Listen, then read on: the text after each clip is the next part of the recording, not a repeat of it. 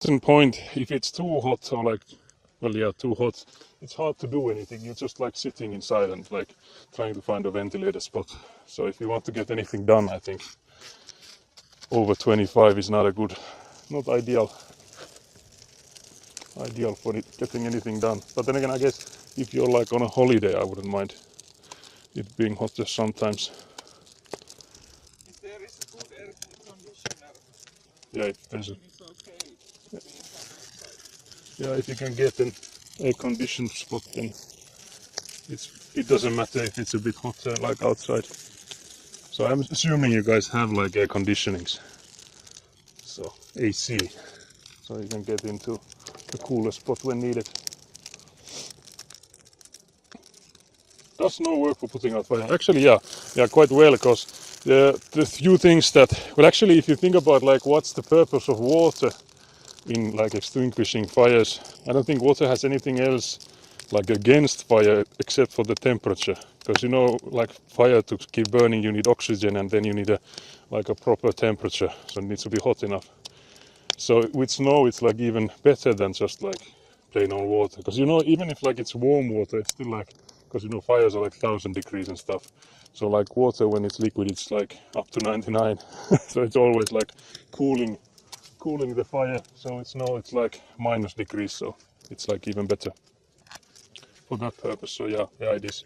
The only problem we have right now with that is that like collecting it would be somewhat tough, because you know there's not like a ready pile anywhere. So if we really needed it fast, that would be an issue. But we do have a shovel with us, so we could like shovel the snow, and you could also like just throw in like there's like sand with snow in it. So I think the sand would also help with like decreasing the temperature, you know, preventing it from burning. But I don't think like firefighters actively use snow, because you know it's harder to use it than water.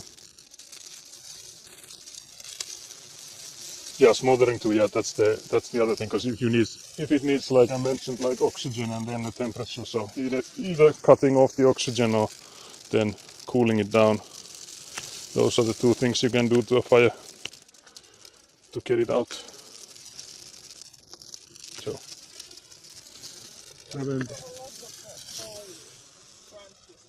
Yeah, you could also bring those. You can also bring those branches. It doesn't matter what we're burning, because there's like these old berry bushes here, and those we could also burn, because there's like all dried up branches from those. So that's another thing. But you can see that it's compared to like just driving all this somewhere. I think this is like I don't know if it's like the environmentally friendly. But then again, I think if we took it to like a center where they recycle things, I think mostly I think it's called garden waste, is burned. So it doesn't really matter. The difference would be, of course, that they would harness the energy from it. So that's the difference, I guess, to us burning it here. So in comes the smoke. Do you guys want me to move you outside of the smoke? Does it bother you? It's the nice aesthetic. Okay, Polish is built for Finnish climate. So there's another Australian moving to Finland, I think. I see. So I'm hoping we have enough housing for all of you Australians. But then again, we are building a house, so if you just watch this stream, maybe you can just learn from it. And maybe you can then do your own, not an amateur stream, but you know, a professional one, after seeing the amateur try it. After seeing me fail at it, you'll know what not to do. Yeah, smothering, yeah, that's what I read already. There's a pheasant, yeah. I'm not sure if you saw it, but we could hear it. And I hope you could too. Because I think, yeah, when we came here, yeah, Elina's just mentioned that when we drove here, it was right around our plot. There's also my reflectors, let's pocket them so I don't put them in the fire either.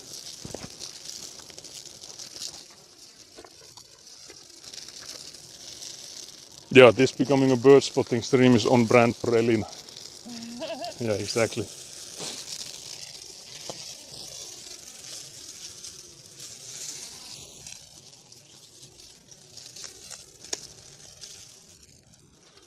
But yeah, the fire is also not like too hot, because I was worried that I've driven the van too close to it, but I don't think there's a risk of that happening, because I can already even closer to it. It's okay. It's okay.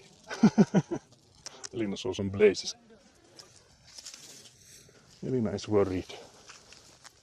Should we be worried, chat? Does anyone have the emergency number? Pre-dialed.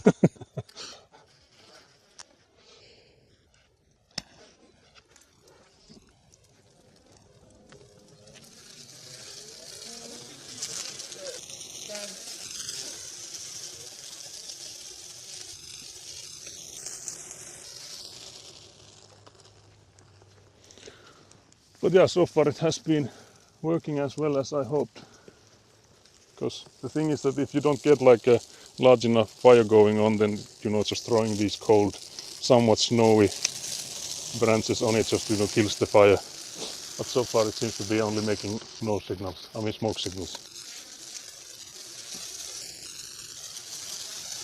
Quite heavy smoking too. Let's go a bit further. Let's find another victim. I'm hoping you can still hear me even if I walk away. I think it was mostly internet related stuff when we last stream had some robotic voice and stuff. I also checked both of the microphones, so they should now be of equal volume, because I noticed when I was watching the board, and I think Nat also mentioned that the second microphone that I switched to was not as loud as the first one. So there was a difference in volume. So now there shouldn't be, if I ever need to use the other microphone. But I was also worried that it wouldn't work, but I did manage to get it to work. It was just hadn't connected again, or had forgotten about the receiver. So now that should also work.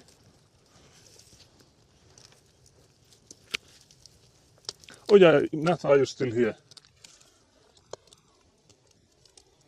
Yeah, all good, very good. Very nice.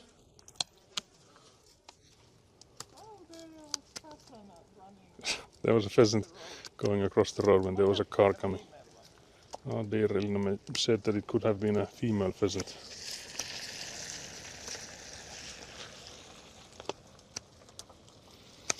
But yeah, you can see I have might be able to see that I have my construction sunglasses on, which definitely aren't for construction, but these are the only ones I currently have. Or these are the model. I think I have multiple of these same ones in different colors, I think, like green and black, and this one I think I have the blue ones on right now. So we'll need to come up with some sturdier sunglasses.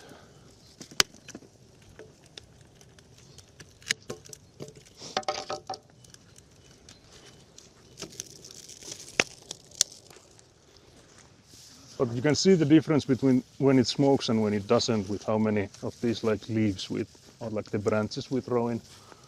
Because immediately after throwing the first branches in, it comes in it's a smokehouse.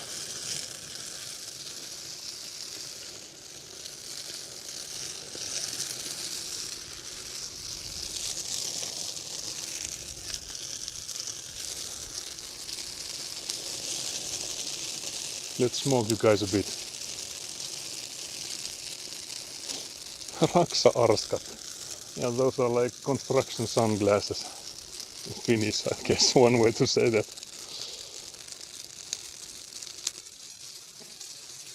Yeah, if Nat is here, I have something to tell her. The sun was blocked for just a second with the smoke. I was did it go into beneath the cloud, but it didn't. So it is still there. So yeah, it's just the smoke. Smoke from all these leaves. Elina, I think there's a neighbor if you want to go and talk to them. Because I think I should maybe go from here. Okay, it could be that they're just watching.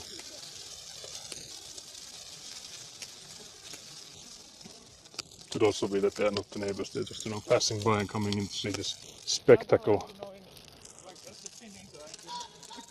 Yeah, Elina also said that she doesn't want to go talk to others. As you know, no Finnish person really does.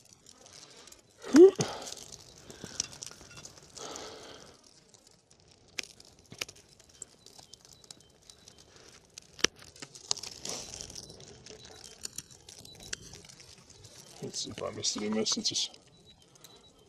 Honestly, the free pet pheasants are bringing the value of the plot up in my eyes. Yeah, the only thing I'm slightly worried about is the sounds they make. But Elina's saying that it's the best part. So we'll see if I agree with that or not. Because now they are quite loud.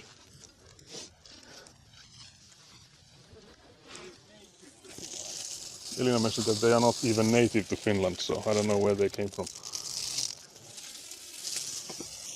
So they are apparently immigrants then.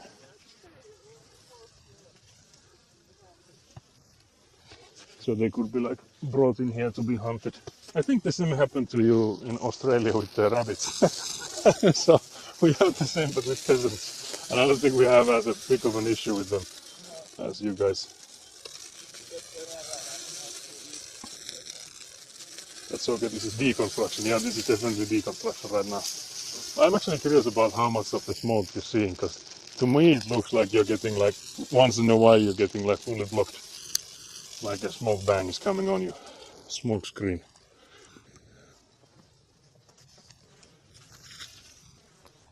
But the other neighbor that was watching us went away, so either it was not a neighbor or it was just, curious for a moment. But it could be also that they heard me speak English and they were like, oh hell no. Because, I have an accent, but, some other people might have a even stronger of a Finnish accent. They might not want to be filmed with it.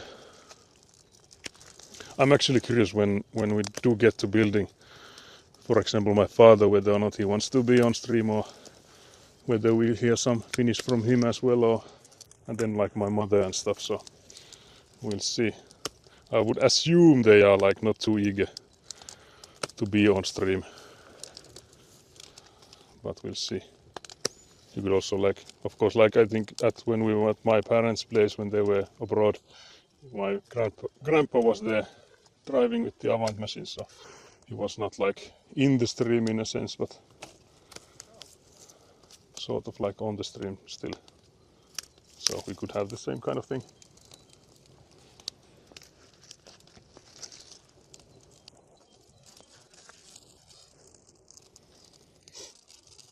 Karl Fatser is to blame for pheasants. That's lore I have not heard. Fatser? Yeah. Oh, dear. So brought in chocolate and pheasants apparently then, if we believe Citronelli. So this is a new lore drop. Finnish lore. So yeah, for those Australian viewers and any of you others, Karl Fatser is like the most famous chocolate maker here. Like Finnish chocolate. So yeah, I think in Finland at least, but it could be like the biggest like chocolate maker in Nordics. Maybe too. But what about Marabou? Yeah, that's what I'm also thinking. Marabou is a Swedish one, so it could be still smaller than they are. Wouldn't know. Not too educated on the chocolate lore. So you need to check. You need to do your background section research. Yeah. I see some Richfield brought them into his garden and they went out of control. Okay, yeah, so it was Karl Fatser's garden they were brought into. So yeah, that then kind of at least partly to blame. Totality, yeah, we have a ton of wild rabbits, I see them in my area. Yeah, I think the story, at least in here they are telling us the story that there was like a farmer in Australia that just wanted to have like rabbits to hunt. And seeing that they had like no natural predators there, they just like spread like wildfire. Because rabbits do be like that. If given the space and food and stuff, so as it's not a native species, it might not have any like natural predators to decrease the population. So that's the story we hear. hear about Australia here and the rabbits. Yeah, thanks, Carl. Invasive species ain't a joke, Carl. Not cool, yeah, exactly. Tell him. I'll show you this. There's this like longer one, but there's also like extreme amounts of snow on it, so I think I'll need to try and brush a bit of it at least. Because we're not here to make the global warming any faster, so we don't want to be melting the snow and snow caps and all that. Hello.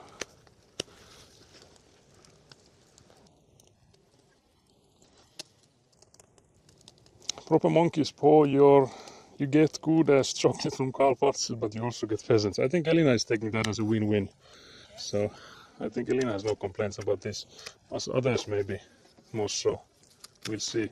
Like I said, I'm not sure I'm sold on the pheasants being a good thing around this plot, but it could change. I would assume it depends on how many times do I get woken by that absolute screeching of theirs. Yeah, I think I need to sleep with earplugs then. That's what Elina also suggested.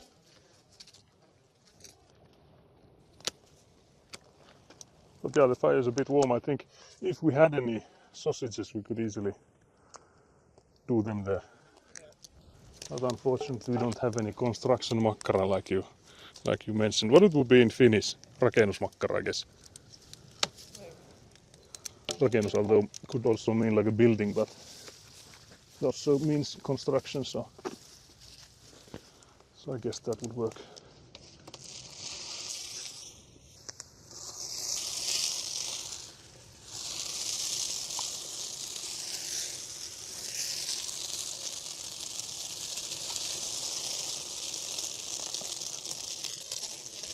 But yeah, 28 degrees in Australia to me feels madness, seeing. But then again, you guys have the what are they called? Like seasons in like reverse to ours. So guess it's like winter is coming for you guys. Whoa. What's happening? What? Oh, keep going. Oh yeah, Elina got smoked. Smoke did it.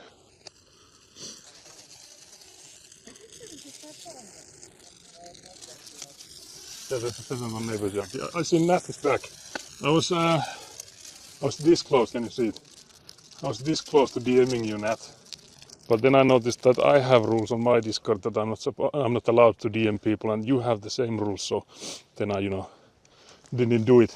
Because there's I noticed you had in your, let's say, in a recent channel of yours related to time of things, you have it set so that anyone can go on and make threads in Discord. So I'm just, letting you know that there's like a separate setting for allowing threads to be made, separate from, allowing people to send messages. So that's what I had.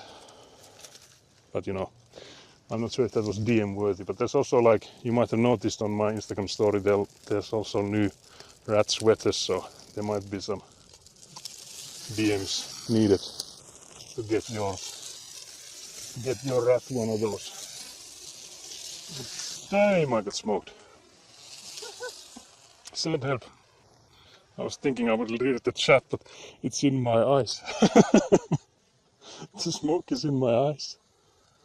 Yeah, Elina is Karl Fatzer stan. Even though Elina is vegan and doesn't like eat chocolate, not like I do. So still I think there's now a reason to be in Karl Fatzer stan. Hearing that the pheasants are thanks to that dude.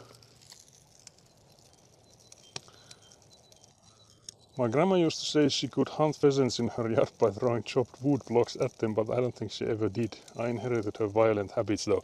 Yeah, I remember you telling this story that the pheasant, but they are like extremely, I think, domesticated, I guess is a word, because they do come close to you. They don't like mind about humans. So I think, just throwing a block of wood would work.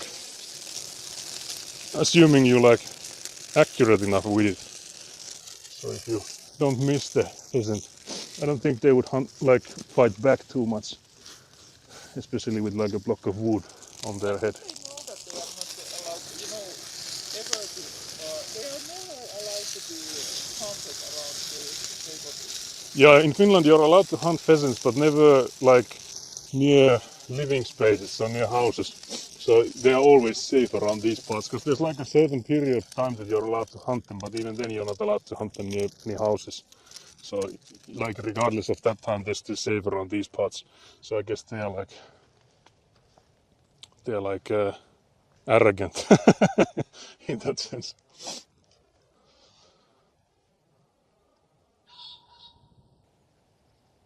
Okay, now I'm actually checking if there's more messages that I've seen. Oh, is there? Oh yeah. Oh yeah, it's just okay. Okay, maybe I see all the messages then. Yeah. Bloody hot here. Yeah, is it 28 or is it even hotter there where you are? You're very welcome. Okay, so now I have a permission to DM, so now it wouldn't break any rules. Maybe I'll open the connections then. Are there any notable Finnish desserts? Okay, chat, you can help me with this, because the ones that come to mind are like, because I know there's like kiisseli, which is like, what's the word? Is there an English word? Because it's not like pudding, but it's like a liquid kind of thing. Elina, what are notable Finnish desserts? Notable Finnish desserts? Yeah. Do you have any? Like, are we too poor to eat anything after? Because, like, historically, I think Finland has been quite a loser in most of the historical sense. We've been like under the rule of everyone else, and having to work a lot for everyone else's prosperity. So I'm not sure if we are known for having like luxuries in that sense, but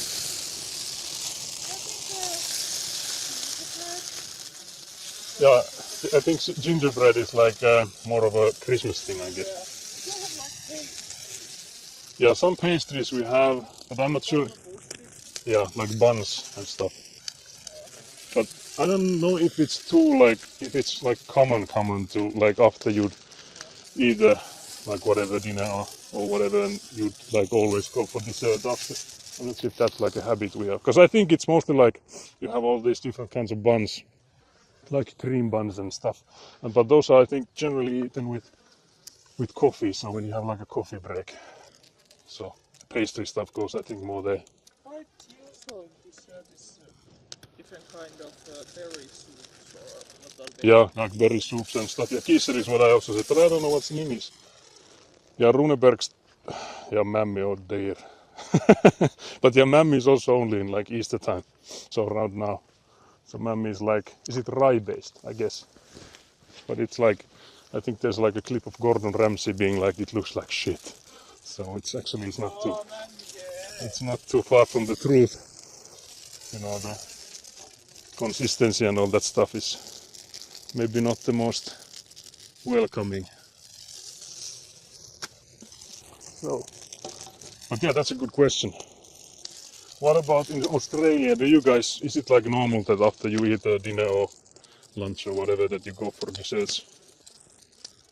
Because I'm not sure if we have that habit here. Could be also that some people do, and I'm just not wealthy enough to know those better circles.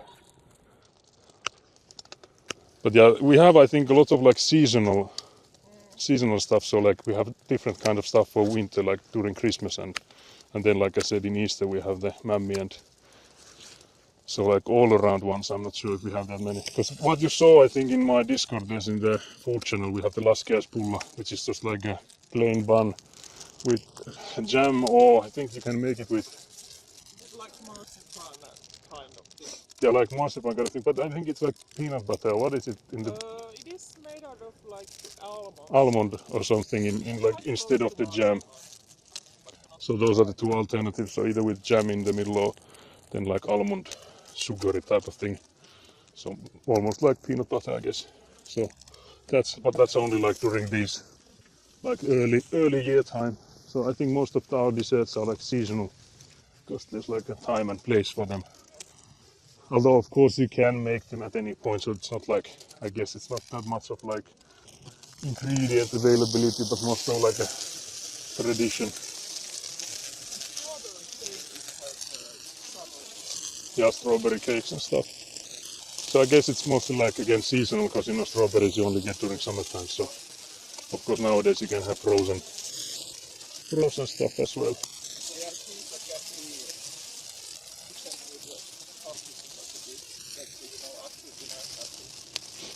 Yeah, I mentioned already that during coffee you can have all sorts of buns and stuff. So I guess it's more about those than desserts.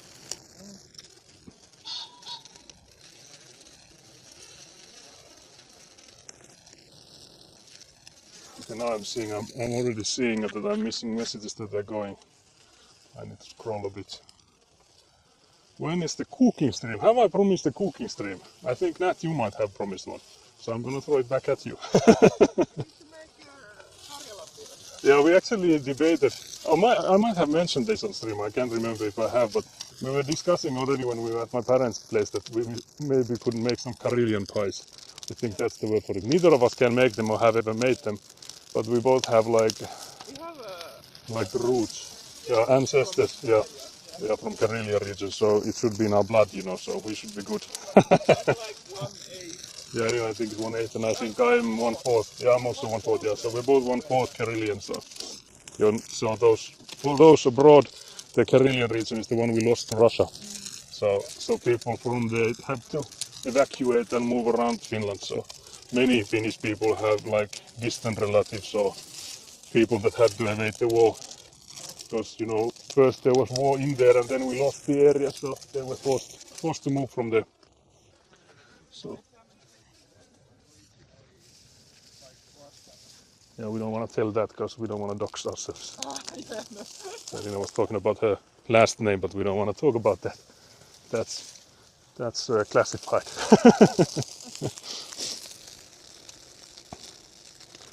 Police, brutality, says I have no idea, so I think that's about the desserts.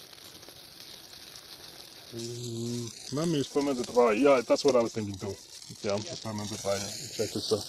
But you usually eat it either with like cream, or then like Bogus I think mentioned, some with that's the most common I think, with just like cream, and then the other thing is vanilla sauce. I think it's a modern twist, I guess, a bit more modern one. I think that's not been around too long, but I think either one works. For me, if I eat too much of it, my stomach goes crazy, but I think small amounts is good. And I think I like the taste too, so with either the cream or the vanilla sauce, it is good. I also like that.